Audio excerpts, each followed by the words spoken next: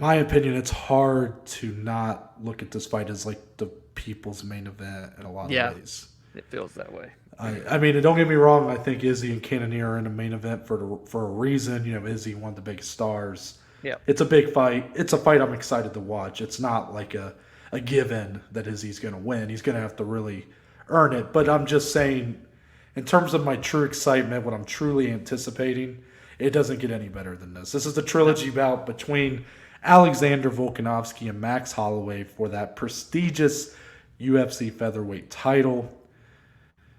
Where to begin? Volkanovski up 2-0. This is one of the rare trilogies Yeah. in MMA across any promotion where the guy, the champion here, has won the first two bouts.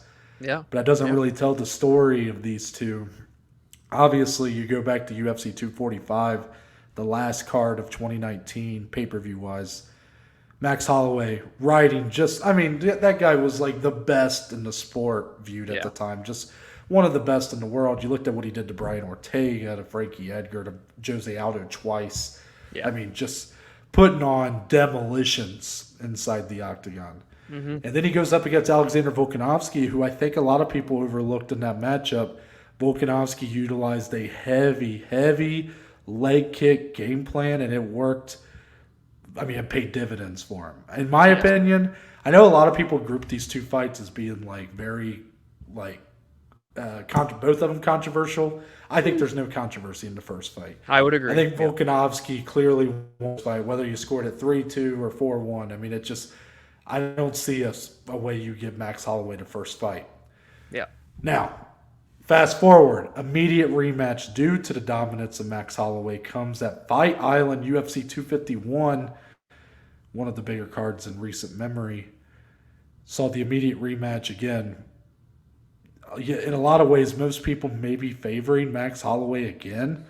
Yeah. Kind of viewing him as being the guy that could maybe make the proper improvements. Yeah. Yes, adjustments to win the fight and win his title back. You got a back and forth fight, a fight where Max started out strong. He dropped Volkanovski twice. Yeah. Volkanovski came on strong late. Ultimately, the decision goes to Volkanovski. A lot of people did not like this decision, Tom, which is kind of funny when we view it in today's lens where we have a judging controversy every week. Yeah. And back then, it just, I mean, I know the judging controversies have always been around, don't get me wrong, but it just felt like back then, like that was just such a big controversy, and now we don't really even talk about it that much. Yeah. Yeah, it was like once a month back then. Now it's every week. Time for ice back then. So Volkanovski retains, and there is such an outcry that there is even consideration made to just run it back a third time right away. Yeah. I'm very glad in hindsight that didn't happen. Very much. Because these two went their separate ways and put on what I can only describe. Put on a nature documentary. And watch these fucking cats, these like panthers, these fucking cheetahs. Yeah. Watch them take down a warthog in the fucking desert. Yeah. That's what we saw from these two. This is what Max Holloway and Volkanovski did for the next couple years. Yeah. I am telling you guys, these are some of the best performances you'll see across all of MMA. Volkanovski coaches the return season of The Ultimate Fighter versus Brian Ortega that leads into their match at UFC 266. My favorite fight of the year. I mean, what a story. And in some ways, even at the Volkanovski dominates the majority of the fight. But even at his most vulnerable moments, when those two submissions in round 3 Ortega has on tight, you find out just how fucking gutsy and just how much Volkanovski can persevere, because he finds a way out of those chokes, doesn't tap, doesn't go to sleep, and it continues to pummel Ortega until the decision comes in and he wins the fight. He followed that up with a fight at UFC 273. That was the last matchup back in March, where he took on the Korean Zombie. Yes, Korean Zombie, a late replacement for Max Holloway. True. But a fighter that I think we all kind of thought, you know what? Maybe the Korean Zombie deserves this. Maybe he deserves to be in this spot. Maybe he can give Volkanovski a good fight. Yep. No. No. No. Masterclass. No. Volkanovski made the Zombie look like he had never thrown a punch before. Yeah. Like performance of the year at the Joey's, he's in the discussion. Yes. From pillar to post, it was a complete masterclass. Yes. I'm going to use the same words to describe Max Holloway's return fight at the beginning of 2021 against Calvin Kattar. I mean, is that one of the best performances of all time? Yes, probably. Yeah. I mean, that was our by round 5 last year. Yes, by round 5, he's talking to the commentary team while not even looking, and he's dodging punches while not looking. Yeah.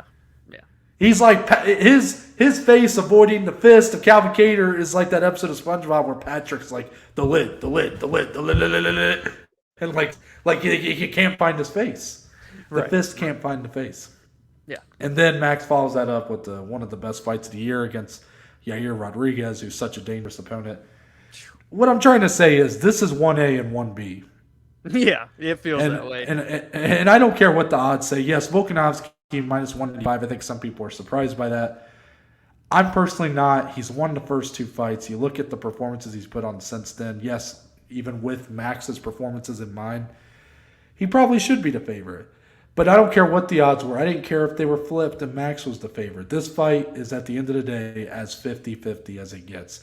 And it's so crazy, Dom, that like 6 months, maybe 6-8 months ago, if this matchup had happened, I would have put a lot of money on Max Holloway just because I was like, you look at that Calvin Kattar fight and it just sticks with you. It's like one of the best performances of all time. And somehow Volkanovski has maybe even done better than that. So it's like these two are just like competing tit for tat for not only to be the best fighter in the division, but put on the best performances in the division. I mean, these guys are truly as neck and neck as it gets, and the rest of the featherweights, as talented of a division as it is, are just fighting for bronze at this point. Oh yeah, very much. And man, like you look at it, they fought in the end of 2019, the middle of 2020, both in their physical primes then. 2 just amazing back and forth technical great fights. For whether you're there, like the first one, maybe not as much action as the second, whatever you will, it's super technical, beautiful mixed martial arts between these two. And they've gotten better. They've not stayed the same, and they're still just beating everybody. Both of them, I feel like anyone that watches fighting and has followed their career since their first 2 fights can confidently say both men have gotten better than what they already were. And that is absolutely terrifying. It's unfathomable to even think of it. I don't know if you got to see Brett Okamoto's interview with Max Holloway this week. Very good. And there was a quote in there that was so wonderful, and I didn't even think about it. It didn't even cross my mind. I just thought, it's the trilogy, champion versus number 1, win streaks on the line, yada, yada, yada. No, Alexander Volkanovski, the number 2 ranked pound-for-pound fighter in the world. Max Holloway, number 6 pound-for-pound in the world. How often is the question that they asked when Brett and Max were talking, do we get to see 2 of the top 10 pound-for-pound fighters in the world go head-to-head? It's not just a trilogy. It's not just a title fight earned for both guys. This is for legacy. This is for just all-time great status. There's so much more on the line here than Max Holloway getting a win back, than Volkanovski adding another title defense to his reign. This is about who is the best featherweight in the world, who's the best featherweight of all time even. That is what this fight solidifies. There is so much on this fight right here. I appreciate the double down there because a lot of people, including Max Holloway himself, he also did an interview with Luke Thomas this week. Yep. I saw where he said, because I think the question was asked by Luke, do you view this fight as the winner being the best of all time at featherweight? And he said not even close. He said Jose Aldo is still leagues above both of them. And what a humble answer, I must add, by the way. From a guy that's beat Jose humble. Twice, Yes, yeah. And Volkanovski's beat Jose. Yeah, and Volk's beat him, So I don't know where I fall on that. Like as far as if this fight is full, I didn't start out with that. I think there's a little bit of fatigue in some fight fans' minds when it comes to it feeling like almost every fight there's like huge goat. Like where's is this the fight to determine the best of all time for this division, or where does Charles win over Justin stack him up to the best lightweights of all time? It's like sometimes fights can just be on their own without having those kind of implications, or at least needing to be addressed. But it's hard to not look at these implications because they jump right out at you. These two guys, this feels like a super fight, even though it's literally the two top guys of the featherweight division. Yeah. And so much so, Dom, that it feels like for the loser of this fight, a lot is at stake here. I mean, for Max Holloway, if he loses this fight, that'll be 3 losses. Yeah, Doesn't matter the fashion. I don't care if it's a close decision. I don't care if it's or anything in between. 3 losses to the champion. Where does he go from there? Does he go up to lightweight where there might be some pause on how much success he can have up there? His first time going up there, he got kind of beat down by Dustin Poirier. And, at the same time, you have this new crop of lightweights emerging that are so talented and killers. And I don't know how Max does against that crop. But then if Volkanovski loses, sure, maybe a lot of you think that he just immediately gets a rematch. I don't know if that's the case. Because it seems like a lot of the hype for this is that it's viewed as kind of the end of the road. It's like, this is it.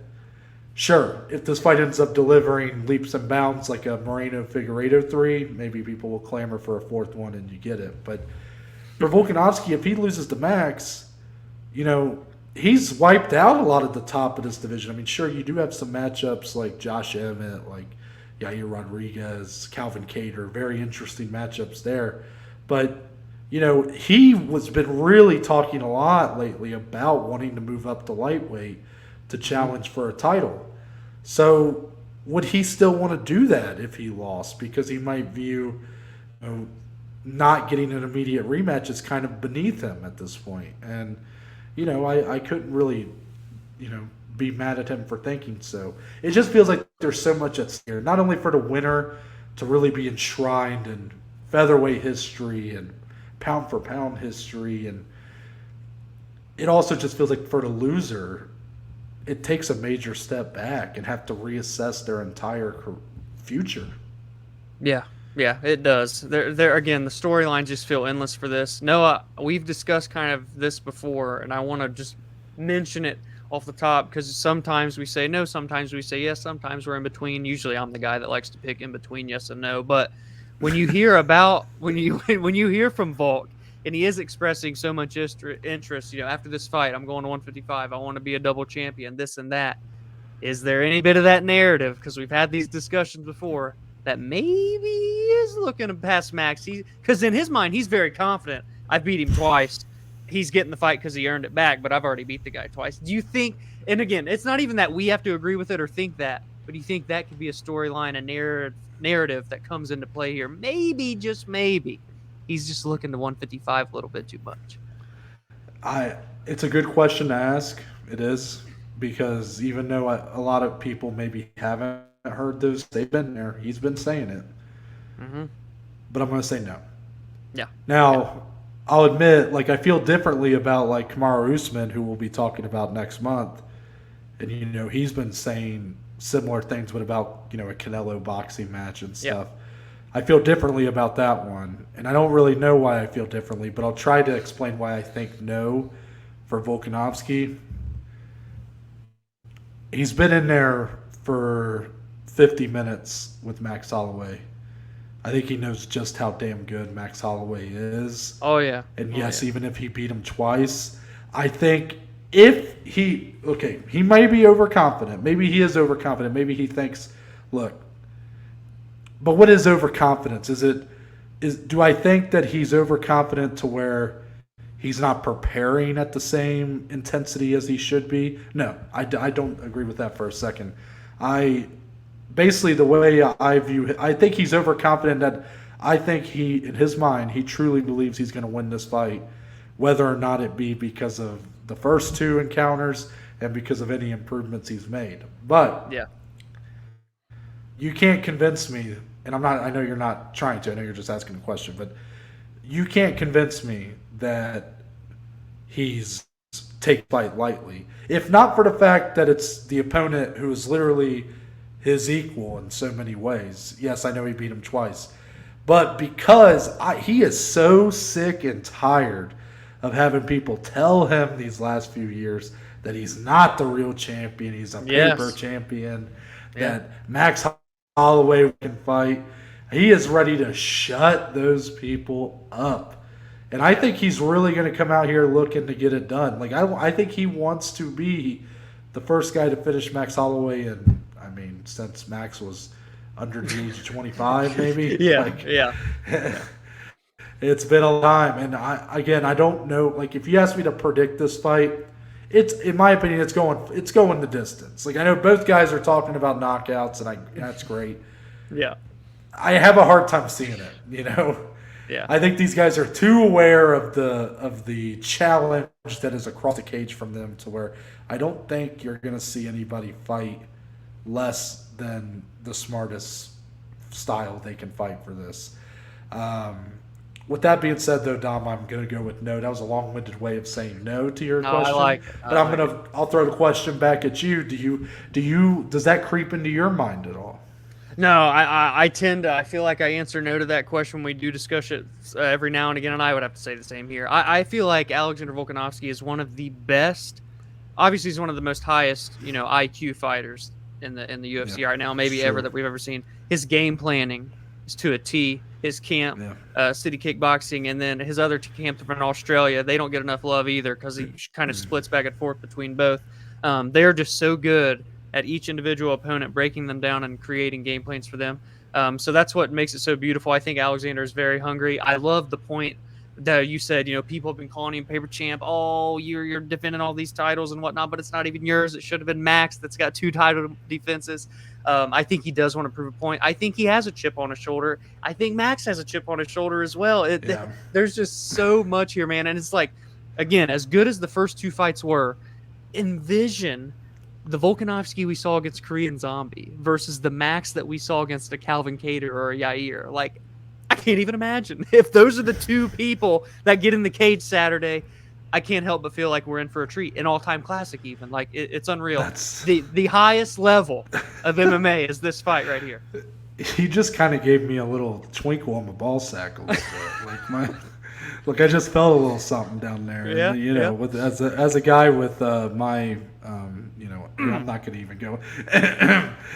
Let's just say that to feel a little twinkle goes a long way for me right now. But wow.